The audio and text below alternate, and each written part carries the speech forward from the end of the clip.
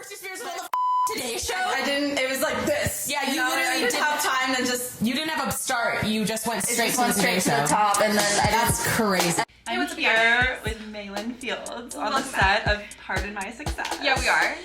Get ready. It's the new edition, your favorite morning meditation. Hey, it's me, pardon my success. I'm a hot mess. Pardon my success. Pardon my success. We should make that the new intro.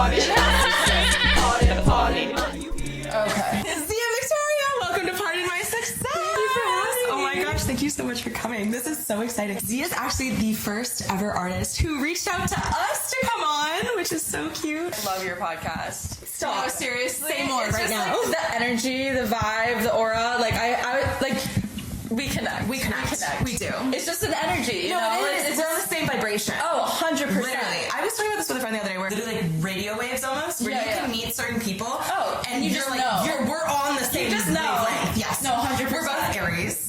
We're both April baby. April, March. My birthday was supposed to be 3 days before hers. Crazy. And then you became a preemie. I became a preemie. I was premature. I was indeed. And we're here. Our little 05 baby. She's a youngin'. I'm a little baby. But a youth. And, okay, so we need to go back. How do we get here? What's happening? So I'm from New York. Okay. I was born and raised in Manhattan. Okay. City girl, and then Wait, were you one of those New York kids that was like sent off on a backpack by yourself on the subway at like 5? no, actually, Okay, good. I just worry about those children. But I did take the subway a lot. It's actually funny. So I went to elementary school in New Jersey because like my dad, his work is kind of there, and I also grew up in New Jersey a little bit too. And then in middle school, that was like more of my experience in New York City. Yeah. Very fun and interesting. Yeah. Oh my gosh. Because also I had separation anxiety to my mom at too. a really young age. Me too. No, did you actually? Yeah. My mom is such a good mom. My mom's such a good mom. She is and I'm kind of biased, but I'm not. But I'm not. I'm like other not people biased. meet my mom and they're like, oh my god. No, people meet Just my mom. nothing but- Everyone's obsessed with like. Yes, she just like cooks she's just and like wants to hug people she's and just like be a I think our moms should be friends. Exactly, they should be No, friends. 100%. I think our moms would be great friends. I think they would be. The craziest thing is my mom was a preschool teacher. There we go. And she specialized in helping kids and parents with separation anxiety. And then she there was ended up you. with a kiddo with chronic anxiety, separation anxiety. And it was just like really, she was in every class photo in preschool. Oh. I'm not kidding. Was Like, she your teacher? No, people thought she was a substitute teacher because I would scream my off every time she left. She was a preschool teacher before she had me. Oh my god! Elementary school was this whole thing. I would like talk to her every day and be like, "Are you gonna pick me up at 3? Are you gonna pick me up at 3?" Just gotta make sure. Because I got scared that she was gonna like die in a car accident or something. And I was like, it was just this. Like, that's real. As like someone in elementary school, I'm having these thoughts. No and it's classic. really dark. Like Yeah. Well, I think it's the OCD anxiety connection. that whole You go to middle school. thing Yeah. happened. That was an interesting. Well, we've come up with a new segment, which I think we're calling Childhood Lies. Mm-hmm. We've learned that Zia and I, as children, Would lie about a lot. a lot. Yes. Okay, well, we're going to start this off. Disclaimer. We were bullied children.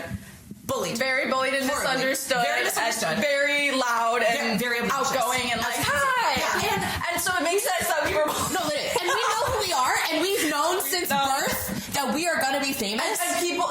And they're not happy about that. The other children in our schools, for a good reason, if we're being honest, at 8 years old, I knew that I was going to be the youngest EGOT holder on earth, and nobody believed me. And I mean, I lied to my summer camp, 5th grade, that I was opening for Shawn Mendes and Charlie Puth. And the funniest part about that is now my manager manages Charlie Puth. Which So is it's just like a crazy hilarious. full circle circle. moment. And so, Ty, if you're watching Yeah. this, let me open for Charlie. I think that would be great. So that That'll come true. all the 5th grade people who bullied me after I didn't open for him, it's like, oh, It was hey, the truth. She we're literally here didn't now. lie. She We're was here. going to be opening for Charlie Puth. It just was going to be 10 years in the future.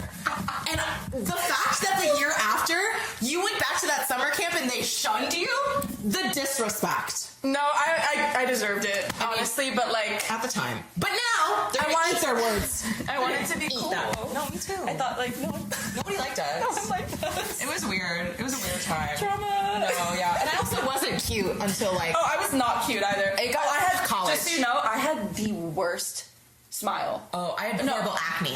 Literally. As such, we became liars. That's my segue. We are not encouraging lying. Do not lie. Do not lie. If you're a child and you're If you're a watching child. this is gonna make your life so much worse. Just like That's what write it in your diary. Write your diary. Write it in your diary. Write a song. Honesty is the best policy. It's gonna get you in some deep trouble. You're gonna develop trauma. You're gonna regret it. and it's not gonna be fun. You might have a funny story When 15 years. But it's just not. It's not worth it. You will develop a reputation as a liar. So at least these were, in my case, harmless lies. They were like little things, but still lies. Oh, here's what we lied about. This is confessions. When I was in 4th grade, there was this guy who was my childhood best friend, Cooper. Hi, Cooper. If you're watching this, We love you. Coop, we love you so much. Okay. And so I told one of the girls in my grade, she was at this one table with like other girls and stuff. Don't tell anyone. Cooper and I kissed. Before I know it, this whole rumor goes around that Cooper and I kissed. And poor Cooper, people were like coming up to him. I don't know if you remember this, but if you do, I'm so sorry. If you don't remember this, and maybe it wasn't as traumatic as I thought it was, then don't even think about this. Don't even think about this. Nothing happened, okay? We're lying now, too. So, yeah. Anyway. Cooper ended up finding out that someone made up this rumor. Somebody made Who up could have done this? Could have done this. Disparagement. And everybody was like kind of making fun of him because I also wasn't cool. We weren't cool. And people would make fun of me. So yeah. By the transitive property. Obviously. I remember coming up to him and I was like, I'm so sorry. Like, we're gonna find out who did this. We're gonna find out who made up this rumor. Who could defame your name that in is this way? Crazy. Like, what? How could they do this to And you? the rumor got so intense that we had an assembly. A school-wide assembly about lying and rumors. But they didn't know it was you. They didn't know it was me. No one. Still till this day. To this day, she started it. I started the rumor. I'm so sorry, Cooper. But we're like friends. We actually went to prom together. Wait, that's so really cute. I'm proud of you. Thank you for sharing. Thank you. So let's hear your lie. This has also never before told. In the 3rd grade, Connor shared a locker. Yeah. We also sat right behind each other. Connor's mom would always pack him the best snacks ever. And my mother, love her, health queen, grapes, carrots, celery. Connor's mom would pack, you know, Were they like the fruit Gushers? snacks, the gushers, the stackers. One day, the temptation overtook me. Crawled in. And I couldn't help myself. I was 8 years old. And I took his stackers out of his backpack and I ate them. And I ate them and I got rid of the evidence. I felt so guilty. Horribly guilty. Snack time rolls around. Connor can't find his snack. Where are my rumors? Can't find him. He doesn't say anything to teacher. And so Connor, here's some grapes. I'm so guilty. A couple days go by. Fruit snacks. Mott's fruit snacks. I carry those in my bag. I now buy the Costco pack Mott's fruit snacks. No, I'm obsessed with those. Because of this trauma, alright? Fruit snacks, throw it in the bag. I can't help myself. I take them, I eat them. Little sugar fiend. I literally... This time, Connor goes to the teacher. Snack's gone. How could this be? I'm like, we need to start a full-fledged investigation. How could this? Who in this classroom of 17 children that we've known forever, who would do such a thing? Disappointing. Ridiculous. Just ridiculous. It probably happens like 3 or 4 times. Connor's distraught. I'm on his side. I'm like, this is crazy talk. Sounds familiar.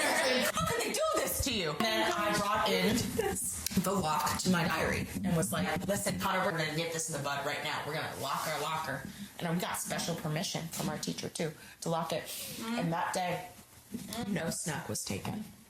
And I was like, see, Connor? The lock worked. The lock worked. But they were like, we have to keep them open in case teachers have to get in there and stuff. And it was like, okay. So then the lock disappeared. And then a couple days later, Another good snack. I took the snack. I think there came a whole talk that our class ended up having to have about thievery, and I felt so bad at that point that I was like, I need to put an end to my kleptomania and stop this. But I have held on to that secret now. And now you're spilling your guts. I'm spilling my guts. 13 years. Oh my god. I feel really bad, Connor. I would like to issue my deepest sympathies. Apologies. My deepest apologies. She's so sorry. I apologize to my class at Cathedral Grade School, which no longer exists. My school doesn't exist anymore. They closed it down. Those are our confessions. Thank you for sharing and listening. Safe space. Safe space. Safe space. We listen, we don't judge. We listen, we don't judge. But now that we've unpacked our childhood trauma, Zia, how have we gotten to where we are today? Because you have how many songs out now? You have a lot. I actually don't know. I would say upwards of 15. Something like that. What was your first song that you put out? The first song I put out is not out right now. Oh. When I was 11. Oh. It was Taking Flight and Good to Go. And I At 11, I recorded it at this studio with Sammy Marandino, who has been a dear family friend of ours for a while. He's an incredible drummer. He's very connected in the industry. Yeah, okay, I was about to say, this is crazy. How did you get into a recording studio at 11? So, my mom used to sing backup for Cyndi Lauper. Oh, in the day with her identical twin sister, my aunt. That's wild! I was raised on Cindy's music. I know every single one of her songs, word for word. So your mom is Cyndi Lauper's backup singer. That's crazy. That's insane. That's wild. Yeah. Okay, so then at 11 years old, she's like, I guess we'll get in there. So I always loved singing. I had someone come to the house to document our life when I was I think 3 or 4 just for fun. Cause a documentarian? Not for free though. I think it Okay. was just a friend of my mom's that she used to know in college who was just we're gonna document this chapter of What do your your life. parents do? My dad's just in the sports industry. He's kind of a sports scientist type person in the tennis world. Oh. And my mom was a preschool teacher and Cyndi Lauper's backup singer. So true. Long story short, my dad, he's a tennis fanatic. He works with a lot of people on the tour, and he's just very involved with tennis. He would open fresh tennis balls in my crib, just for me to smell the tennis balls. It was That's psychotic behavior. oh no, it's psychotic. He was this girl is gonna be a tennis star. Were you? No. I was really obsessed with Hannah Montana. And Yeah, me too. Hell yeah. As one is. As one does. And I was just I want to be a rock star. I want to play actual oh my chords. god. Yeah. And then my classical guitar teacher taught me 2 chords on the guitar, and I ran with that and wrote my first song when I was 6 or 7 called "I Love My Life." And So true. at this point in time, I still sound absolutely horrible. I'm trying. I mean, We should bring that back though. I Love My Life is a great title. yeah, it was great. It's a very uplifting song. That was before the bullying. Yeah, that should be. That was, sad. But I love my life now. Yeah, I know exactly. I love life. I'm happy to be alive. It's come full circle. Exactly. I think that's a beautiful thing. Yeah, it is. Okay, all right. So you recorded your first songs at 11. Recorded those 2, and so Sammy Marandino was Cyndi Lauper's drummer for a while, That's and crazy. so that's how that connection happened. Because when my mom was on tour with Cyndi and doing all that stuff with her, they bonded, and I love him. I love Sammy. He's an uncle to me. Yes, Sammy. Love him so much. So I recorded those 2 singles, and my guitar teacher at the time was Hoda Kotb from the Today Show's guitar teacher. Okay. And Hoda and Jenna, from the Today Show. Yo! I played these songs for my guitar teacher. Yeah. And he was like, I'm gonna send them to Hoda. And I was What the f***? At 11? 11. And they were good songs for my age, fully produced, good. They weren't bad. I'm saying I wanna hear these. I will show you them because they're not out anymore. And before you know it, a week later, we get a call from Hoda that she wants me on the show. I'm 11 years old. I'm in 5th grade. I'm fully wait, what? And I had a week or 2 to prepare. And the City Music Concert Series with 11-year-old me on the Today Show, and it's this whole thing, and I'm oh my gosh. We need to put a clip of that in here. Now I'm in my pink room with a great view of the city. No more whining, no more crying. That was the old me, but this is the last night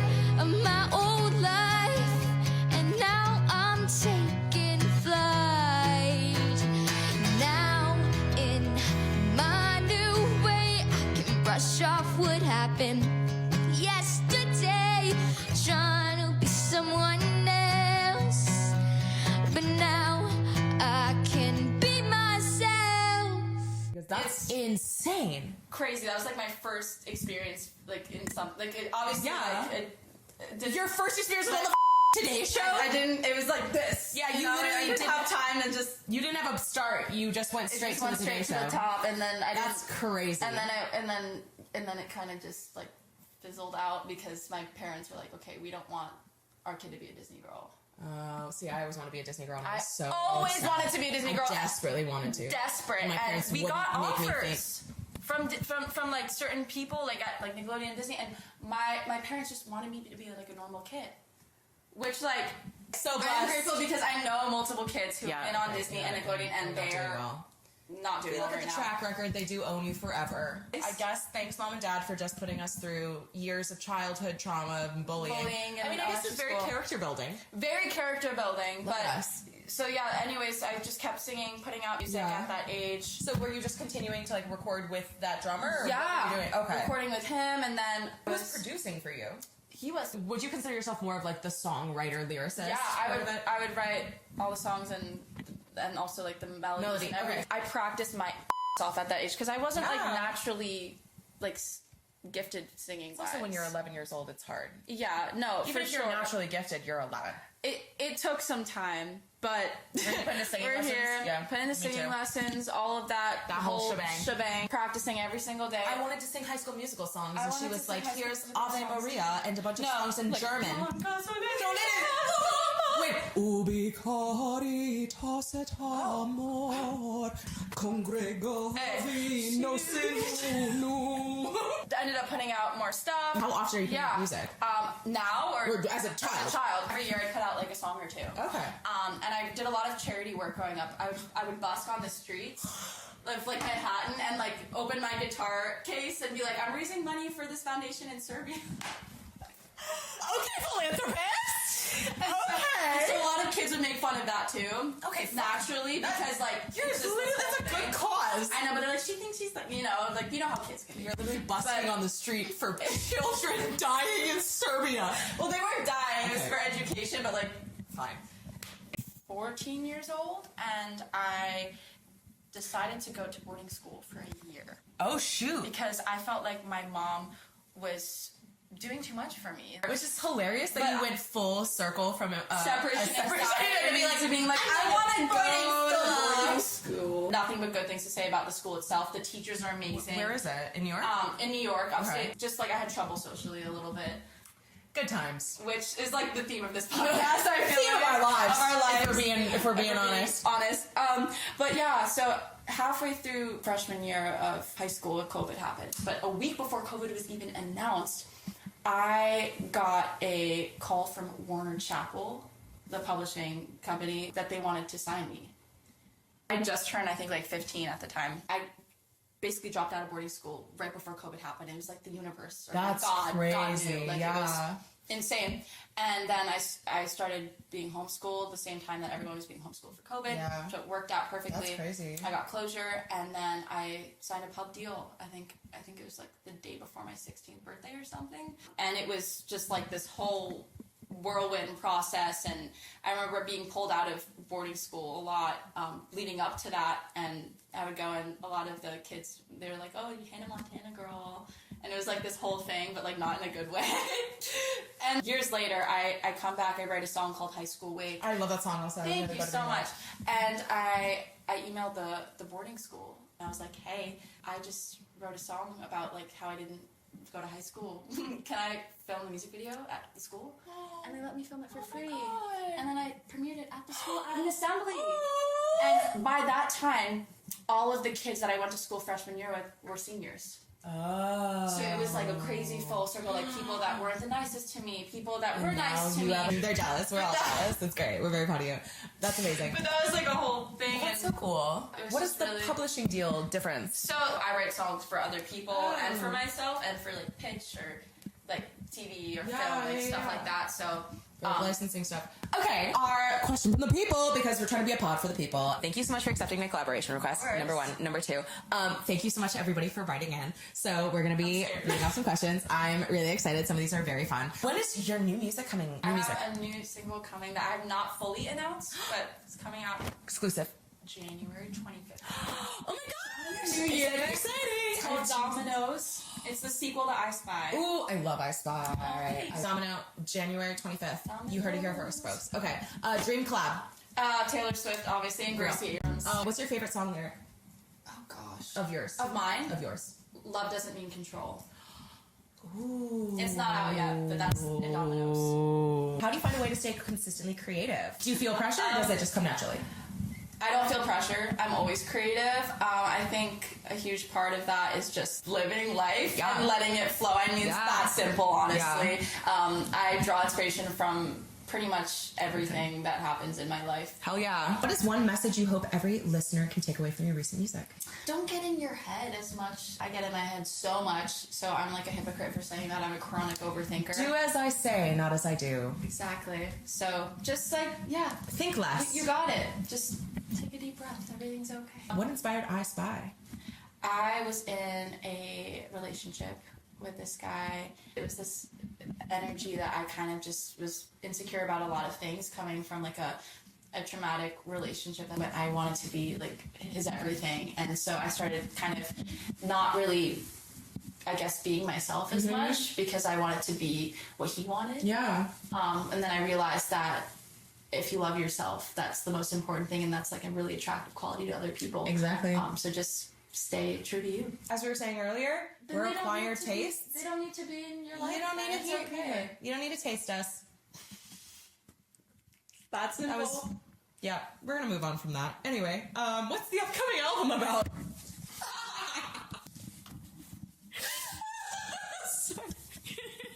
What's the upcoming album about? Is there a full album? I'm writing a lot of music. And I want it to be a full album. Love it, love it, love it. It's about games. Bajork has coffee table books of her art and lyrics and journal entries. Have you given any thought of doing this with your creativity? I would love to. Doesn't that sound safe? You do like scrapbooks. Oh my gosh. Yeah. I don't know. Does that seem like self-absorbed if you have like a coffee book of like your stuff on your table? No, people can buy it. Oh, 100%. For you. Where I think it'd be so sick do if you could do like journal entries and then like photos from the different I things. would love that. Children's photos. If I ever get to a point where someone would actually buy that, so make that. Didn't you just see that somebody... Goddess Nike, I will send you one. Yes, we're making it now. We're making it. Thank you. We're on it. Antoine wants to know, if music didn't exist, what would be your way of expressing yourself? Oh my gosh, I would probably just be a writer. I was about to say, if you could give one piece of advice to your younger self, what would it be? Oh, I want to hug her. Me too. Oh, she needs a hug. I would say the future is very bright, so don't worry so much about what's going on right now, and practice your guitar more. And listen to your mom. And don't lie. And don't lie. Lie. What has been the hardest song for you to write and why? The hardest song to write is not finished yet. It's called Chutes and Ladders. Oh, that's a fun one. If you could write only one single track for the rest of your life, what would it be about? Oh my gosh, these questions. I know, this is crazy. That one's crazy. Our Lonely Planet. What would it be about? What's your final song legacy gonna be? It would probably be, honestly, maybe this song that I just wrote with Seal called Get Lost. Seal. The artist, Seal, yeah.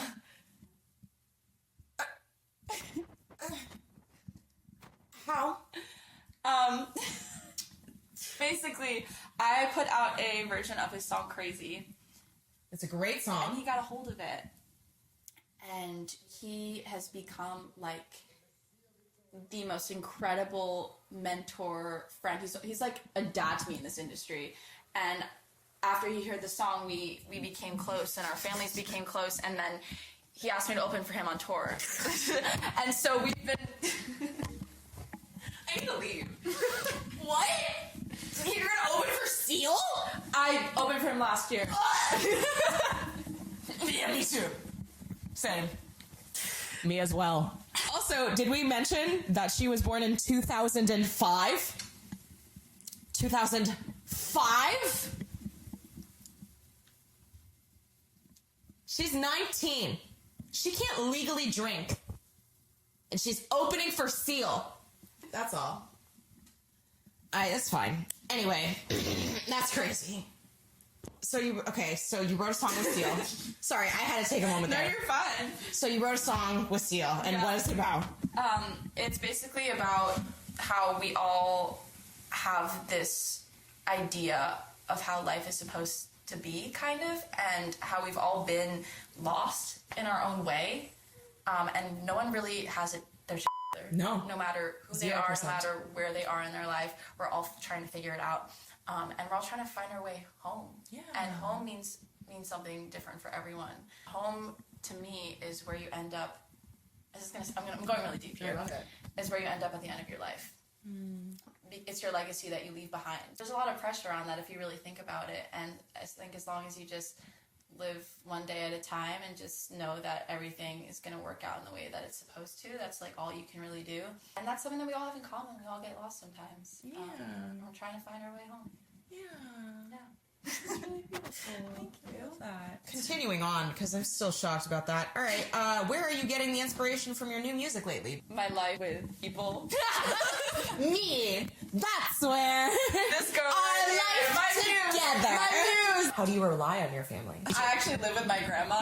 Oh my god, I love that. Yeah, I get free rent, and Hell yeah. I get to bond with her and get wisdom. At some point, when she does kick me out, that'll be interesting. That'll be tragic. You can come move in here. Yeah, I'll just sleep on the couch. Yeah, exactly. Zach will never know. Who's your biggest inspiration? My mom. Oh. The kindest person I know, and just gives her all to me and my brother. And she's so selfless to the point where sometimes I'm like, Mama, treat yourself. Like, buy yourself something. So true. Like, take a bath. Literally, take a bath. My God. Take a break. Take a nap. Yeah, seriously. out. She goes above and beyond, and I would not be where I am without her. That is for sure. So true. Big shout out my to best moms. friend. Go Big moms. shout out to moms. That's our moral of this. That was all of the questions that we had. So thank you guys so much for writing in. That was really great. And also, I loved that. And I didn't have to come up with the questions myself. So thank you. Now we're going to make some music. Me and Zia are going to make some tunes together. So this might be a separate episode because I feel like we're going to end up taking too much time just knowing us as human beings now. But I'm very excited. And thank you so much for coming on. This was so much fun.